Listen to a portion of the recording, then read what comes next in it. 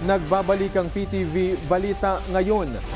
Aarangkada bukas ang ikalawang taon ng Nationwide Gift Giving Day ng Malacanang na Balik Sigla, Bigay Saya program. Sabay-sabay itong isasagawa sa Malacanang at 220 lokasyon sa iba't ibang panig ng bansa.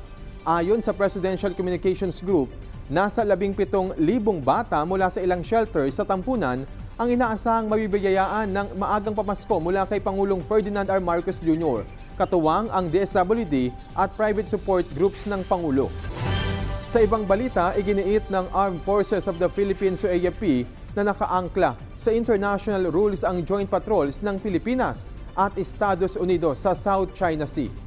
Ayon kay AFP Chief of Staff General Romeo Browner Jr., ang joint patrol ay simbolo ng paninindigan na malayang makapaglayag ang anumang bansa sa loob ng kanilang exclusive economic zone. Sinabi ni Browner na inaasahan na nila ang pagpalag ng China sa joint patrol. Sa katunayan, matagal nang nakabuntot ang People's Liberation Army Navy sa mga barko ng Pilipinas at maging ng Malaysia at Vietnam bilang pagbibigay diin sa kanilang naratibo na sa kanila ang South China Sea. At yan po ang mga balita sa oras na ito. Para sa iba pang updates, i-follow at ilike kami sa aming mga social media platforms. Ako si Alan Francisco. Magandang tanghali.